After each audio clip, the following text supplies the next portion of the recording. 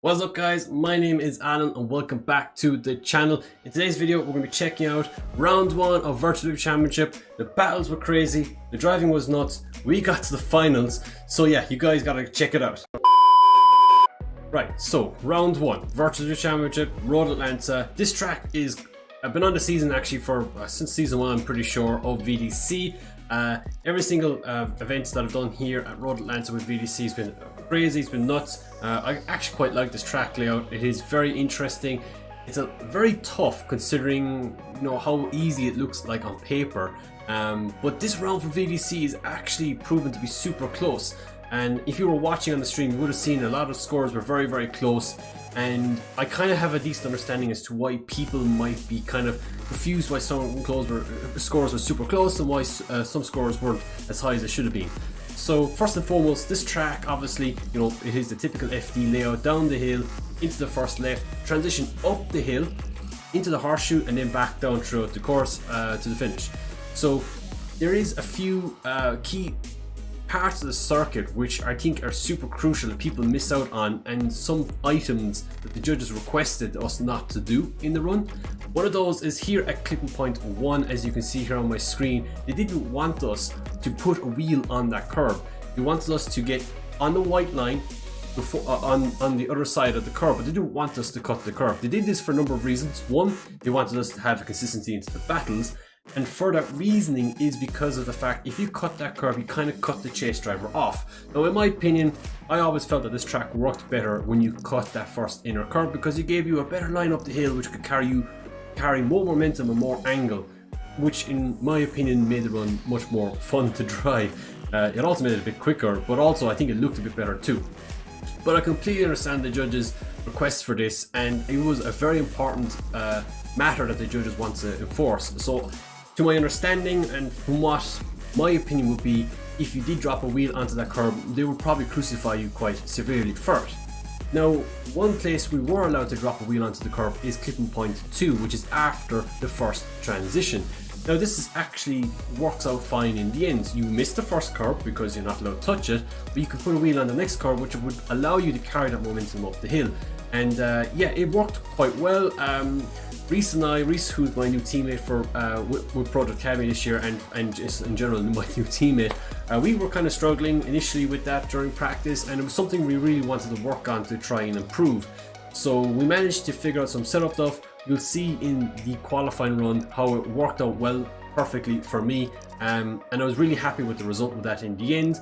But yeah, transition into clipping point 2, put a wheel onto the curb, push the car up the hill as far as you can, try and decel as little as possible, try and use the angle and the gas to try and keep your speed up high. They have a massive decel zone here at clipping point 3 into 4, which is probably a little bit too much. I don't think you need that much of a decel zone. I think you need a decel at the point that it says on the decel map, but after that you want to hit the gas as early as possible to maintain that angle through clipping point 4, and then get a late apex into clipping point 5. And the later you made it, the more momentum you could carry into that transition for clipping point 6. Now, before we get to clipping point 6, the judges requested that we had more of a mid line. So after we left the horseshoe at clipping point 5, they wanted us to have a nice middle of the track transition through the inner cone on the left of the meeting of the race circuit to the horseshoe, and go to the middle of the track and meet clipping point 6 as late as possible. So they wanted us to meet the curb where clipping point 6 lines were based, and that was a tricky part of the track. A lot of people were cutting that quite severely, and I think that was another part of the circuit that the judges were crucifying a lot. If you weren't, or if you were reaching that point too early, you were, in their eyes, were cutting the chase driver off, forcing them onto the curb on the inside, which would then affect their final transition. So yeah, that was one point that I tried to emphasize, to really hit that point as late as possible, so that when we transitioned into clipping point 7, we can carry as much momentum and speed possible all the way to the finish line. Of course, again, we weren't allowed to put wheels on curbs for clipping point 6 and clipping point 7. If you put a wheel on the curb, massive deduction, in my eyes at least. But yeah, it was a very interesting track layout. Would prefer to put wheels on the curb. I think it is more enjoyable that way as a driver, but I can completely understand the judge's point of view, requesting us to keep the wheel off that curb to give as much room to the chase driver as possible to get the best battles that we possibly can. So now that you guys kind of have a quick probably not that quick at all because of a lot of detail in that. But now that you have an idea of what is required for the new rules of VDC and the track layout, let's dive into our qualifying run. And we're going to show the second run. There's no point showing the first one. The first one got a 92.3 on the board. So the second run, it was all balls to the wall, trying to get the best run that we possibly could. And yeah, this was the result. It was really enjoyable doing this run. It got a lot of enjoyment out of it. So as you can see, we're now going down the straight. We're initiating with a big flick, really forcing the car into the flick. Or into initiation, nicely into the first clip point, nicely put a wheel onto the curve up clip point 2, dragging it up the hill with the left foot brake, hitting on the gas as soon as possible into clip 4, into clip 5, super late, like the judges asked for, transitioning in the middle of the track, transitioning into the next half, the middle of the track. I can't even keep up, the run was going so quick, and I crossed the finish line. Yeah, pretty awesome run, really happy how that turned out. The 96, I was stoked after it. Yeah, really exciting. Rhys was on the microphone to me. He's like, dude, that run was sick. It was really awesome. And that overall got us second place in qualifying. Yeah, really happy with that run. I think first was Ericus. He did a fantastic run as well. So yeah, it was nice to get a 96 on the board for the first round of VDC. I think it's like the third time running we got second in qualifying for round 1 event of VDC. So that's been good consistency. So next up was our top 32 battle versus Marcus Lundqvist, Mr. Pink Drifter. Yeah, I've known Marcus for a long ass time, and yeah, it's been great to battle him. As you can see, he's kind of cut the first curve there up along the hill. Nice dive onto the door. Look, Marcus is a great driver. He's beaten me in the past, so I knew I had to push hard to make sure to do the best lead run as I possibly could. That was my goal here, do the best lead run, and yeah, leave it out on the chase for myself. So if we swap places here, Marcus does a nice big flick. I have a weird initiation behind him, but I'm very, very lucky. He runs beyond the inner clipping point, and I just dive straight onto his door all the way up along the hill. Yeah, he dives nicely into 4, right out to the edge of the track. I'm still there with him the whole time. I'll do a nice little dive back into his door here because I was aware of my mistake, I was aware of his mistake, and I wanted to put the full stop into that run and make sure that we got the win. And yeah, it was a great battle with Marcus. Loved driving with him, and yeah, it was really nice to move on to the top 16. So next up we had Victor Alves, all the way from Brazil. I've known Victor for a long ass time as well. We battled a lot in EDC. I think I've 6 wins over him, so I'm very fortunate that way. And I was kind of concerned. He had great speed and practice, and you can even see here he's pushing me around the track, really pushed me on the front wheel there, trying to get as close as possible to get as much chase points as he possibly could. Transitions a bit weirdly here behind, super shallow on angle, but actually gives me a tap right there on the transition.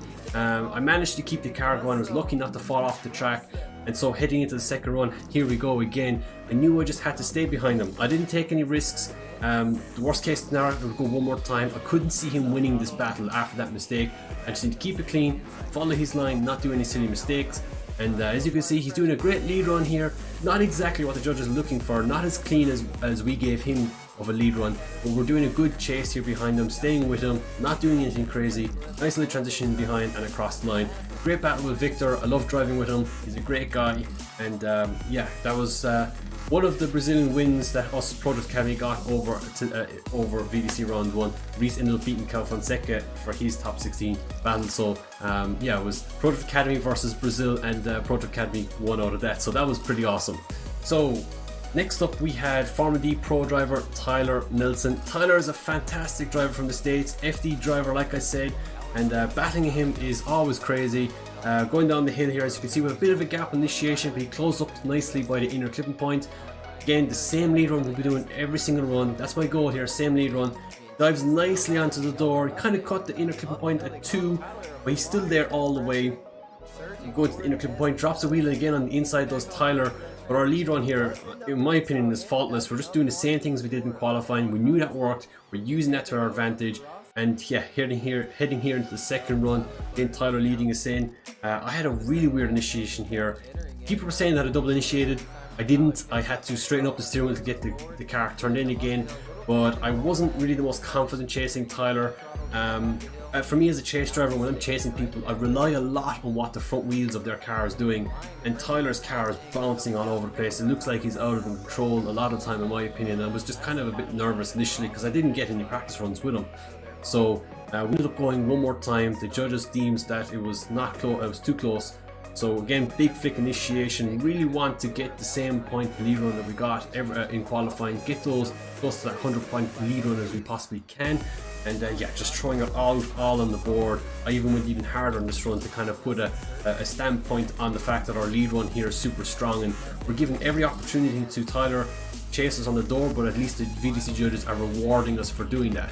So as we change position here again, this time I cleaned up my act, carried a lot more angle, matching him perfectly on initiation, cut the curve a little bit there, but carries speed all the way up the hill, and Tyler makes a massive mistake. He actually falls off the track completely.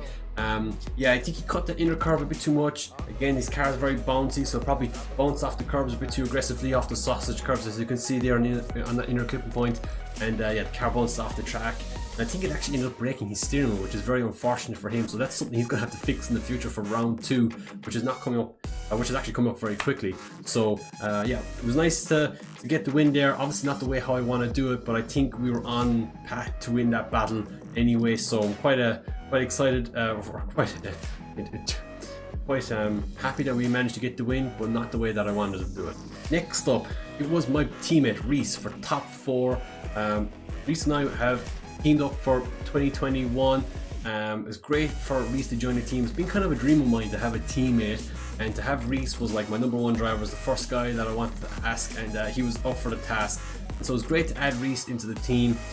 He's been a great addition. We've worked together on these Prodrift Academy VDC spec S15s, and the cars are fantastic. I think we had probably 2 of the best lead runs all day in battles, and even in qualifying as well at that. And yeah, it was great to battle in the top 4. He had a very difficult path, mind you, to the top 4. I had a slightly easier one. People were making mistakes for me, so that was a bit of an easier one for me, I suppose. But that's all part of the sport of drifting. You kind of have to have that consistency, and Rhys has that consistency. He has that aggression. So heading into this battle, I really have to push hard. We're in the same car, so you know there's no excuse for any of us not to beat each other, right? We have to be able to push hard, and we know exactly what we're doing. We know exactly what the cars are capable of. So heading into this run, as you can see, we're already heading down the hill here. I'm in the lead position because I qualified higher. Big flick again. Not my strongest of initiations, but I think we got away with it. Rhys transitions lovely behind, onto the door, really all the way up along the hill. Falls off a little bit here going into clipping point 4. Again, kind of dives nicely back onto 5. Gets kind of caught there on the transition down the hill back down to 6. And I think he kind of lost a bit of proximity and lost a bit of momentum. And going into clip point 7 across the line, I think it was kind of adamant that we had an advantage, or maybe slight advantage there. So as we switch positions here, I just want to mimic what he did on my chase run. So here again, he's a great lead run all the way up the hill, just like what we practice in qualifying. But as you can see, I've tried to really match and get as close as possible here in the clipping point 4 and into 5, and I want to make sure that I got the transition here correct. As you can see, he actually over rotates an angle which causes contact, and I think that was the main deciding factor for us getting that battle win. And we ended up moving on to the finals, which I was absolutely stoked about. I didn't care who won that battle. I didn't care if it was Rhys or I. It was a win-win for Prodrift. We both had the opportunity to get podiums, and it was a win-win for both of us. I was stoked. So final time was against T-Con, my nemesis. No, I call him my nemesis, but he's actually a great buddy of mine. Me and T-Con get on great. I think we have very similar driving styles.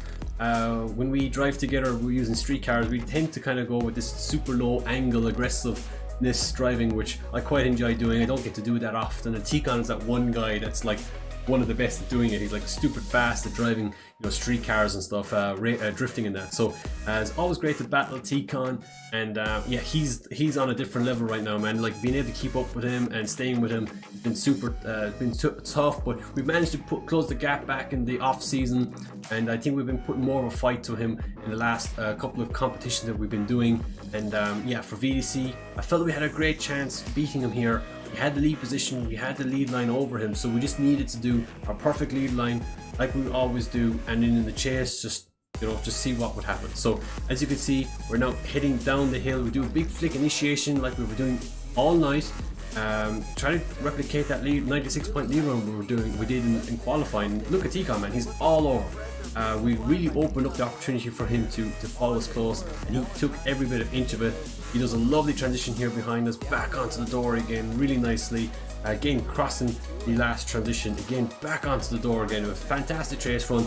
I knew I had to push hard, so initiating, I tried to time the initiation. I find it lovely. But again, look, I just over angled too much. I was too close to him on the transition here, and I had to back out, and I lost all my momentum going up the hill. So I did a massive kamikaze kind of dive, and it kind of worked out. I managed to stay with him there, going into clipping point 5 into the horseshoe, transition back, and to be honest, it was a bit too late. That mistake was a bit too big to even pull it one more time out of it, and unfortunately we didn't get the win for that battle. But yeah, stoked for second place regardless. It was a great event. VDC round 1, the guys did an amazing job. I have to give a shout out to VDC. The guys did an amazing job with the live stream. Craig and Chris were the judges, and Ed and Matt, they were great guys, and yeah, they put a lot of effort in VDC. And for a bunch of guys who don't really gain anything out of it, you know, they're doing it for the love, providing stuff, providing a competition for us who love competing. I have to give them credit because the series is fantastic. Yeah, so if you guys want to check out more about this, make sure to check out their social media links. I'll post them in the description below. Check out their next live stream, which will be on the 19th of December for round 2 at Wall Stadium Speedway. So folks, that is it. Thank you so much for watching this video. VDC round 2 is very, very close. It's only a few weeks, or it's not even a few weeks away, it's only a week away really, and really looking forward to it. We will be back live streaming as always with Rhys and myself. We'll be training a lot more often on stream. We'll be doing it bi-weekly, that is the plan, or every week that is. So for the next coming event of VDC round 2, we will be training, and you guys can log in, or you can tune into the stream and check out how we're getting on. And yeah, we'll talk to you guys very, very soon. Thank you so much for watching, and talk to you soon. Goodbye.